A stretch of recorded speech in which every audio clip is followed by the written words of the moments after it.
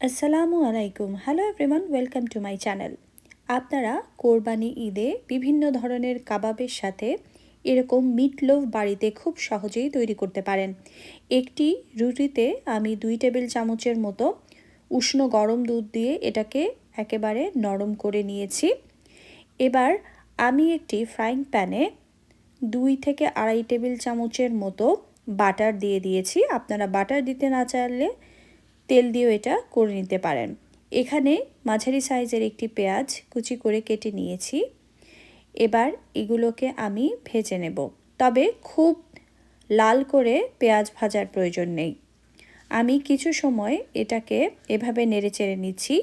সেই সাথে আমি এখানে অন্যান্য আরও কিছু উপকরণ দিয়ে দিচ্ছি।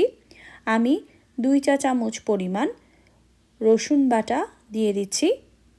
সেই সাথে আমি এখানে দিয়ে দেব 1 টেবিল চামচ পরিমাণ আদা বাটা।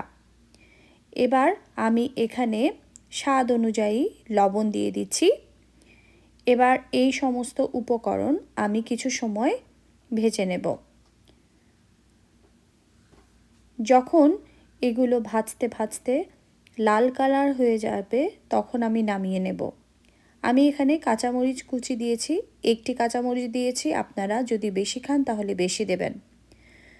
এই মিশ্রণটি খুব বেশি লালচে হবে না, হালকা হালকা এরকম লালচে রং ধরে আসলে চুলা থেকে নামিয়ে ঠান্ডা করে নেব। এবার আমি এখানে মূল উপকরণ গরুর মাংসের কিমা নিয়ে নিয়েছি। এখানে 300 গ্রামের মতো গরুর মাংসের কিমা রয়েছে, সেটা আমি এখানে নিয়ে নিচ্ছি। সেই সাথে যেই মিশ্রণটি আমি তৈরি করে নিয়েছি সেটা দিয়ে দিচ্ছি। এবার আমি এখানে ধনে পাতা কুচি দিয়ে দিচ্ছি 2 টেবিল চামচের মতো। এখানে হাফ টেবিল চামচের মতো পুদিনা পাতা কুচি দিয়ে দিচ্ছি। দিয়ে দিচ্ছি 1 চা চামচ পরিমাণ কাবাব মশলা, 1 চা চামচ পরিমাণ ধনে গুঁড়ো এবং হাফ চা চামচ পরিমাণ জিরে গুঁড়ো। এবার এখানে সয়া সস দিয়ে দিচ্ছি 1 টেবিল চামচ এবং টমেটো কেচাপ বা টমেটো সস দিয়ে দিচ্ছি 2 টেবিল চামচ। এবার এখানে রান্নার তেল বা যেটাতে আপনারা স্বাচ্ছন্দ্য বোধ করেন সেরকম তেল এখানে 2 টেবিল চামচ পরিমাণ দিয়ে দিচ্ছি। সেই সাথে সামান্য পরিমাণে লবণ দিয়েছি। খেয়াল রাখবেন লবণ আমরা আগেও দিয়েছি।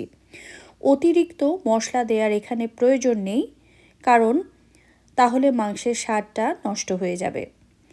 এবার এখানে আমি একটি ডিম ফেটে নিয়ে সেটা মিশিয়ে দিচ্ছি। খুব ভালোভাবে সমস্ত উপকরণ এখানে মেশাতে হবে। এখানে আপনারা গোলমরিচ দিতে পারেন বা নাও দিতে পারেন, এটা আপনাদের ইচ্ছা। আমি এখানে 1 থেকে 1.5 চা চামচের মতো গোলমরিচ দিয়েছি।